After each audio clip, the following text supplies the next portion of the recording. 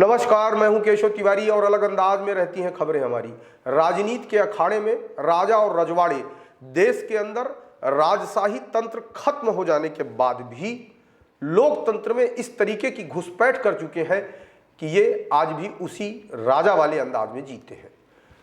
या यूं कहें कि नेता किसी राजा से कम नहीं है। जितनी शान शौकत, जितनी सुख सुविधाएं एक राजा के पास होती थी, आज की तारीख में उतनी सुख सुविधा एक विधायक और सांसद के पास होती है। मंत्रियों के क्या कहने, मंत्रियों के तो अलग ही जल में है।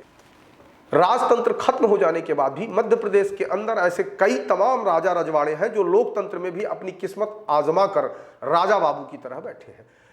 जब भी लोकतंत्र में राजा रजवाड़ों की बात होती है तो उसमें मध्य प्रदेश के कई लोगों का नाम प्रमुखता से लिया जाता है, जिसमें सबसे पहला नाम आज की तारीख में ज्योतिरादित्य सिंधिया का लिया जाता है। ज्योतिरादित्य सिंधिया आज की तारीख में केंद्रीय मंत्री हैं।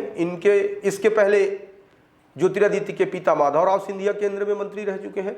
माधवराव सिंधिया से पहले उनकी माताजी विजय राजे सिंधिया भी प्रदेश और देश की राजनीति में एक अलग रसूख रखती थी। ज्योतिरादित्य सिंधिया की बुआ यशोधरा राजे भी मध्य प्रदेश शासन में आज भी मंत्री हैं। यह अलग बात है कि इस बार के चुनाव में वे चुनाव नहीं लड़ रही हैं, लेकिन इस बार ज्योतिरादित्य की मामी माया सिंह ग्वालियर पूर्व से चुनाव लड़ रही है। इसके अलावा देवास से भी देवास का राजघराना चुनाव मैदान में है। यहाँ से भारतीय जनता पार्टी ने गायत्री राजे पवार को चुनाव मैदान में उतारा है। भारतीय जनता पार्टी ने राजा रजवाड़ों को भी पर्याप्त महत्व देकर रखा है। हरसूद सीट से विजय शाह तो टिमरनी सीट से उनके भाई संजय शाह चुनाव लड़ रहे हैं।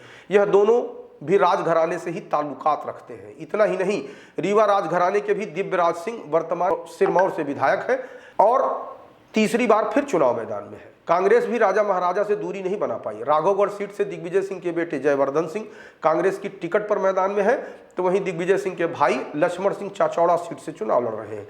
इसके अलावा चुरहट राजघराने से अजय सिंह कांग्रेस की टिकट पर चुनाव मैदान में है। इतना ही नहीं, अंधेरा पूर्व राजघराने से राजवर्धन सिंह दत्ती गांव भारतीय जनता पार्टी की तरफ से मैदान में है और उनके मुकाबले में कांग्रेस ने भंवर सिंह शेखावत को चुनाव मैदान में उतारा है। भंवर सिंह शेखावत भाजपा छोड़ करके ही कांग्रेस में गए हैं।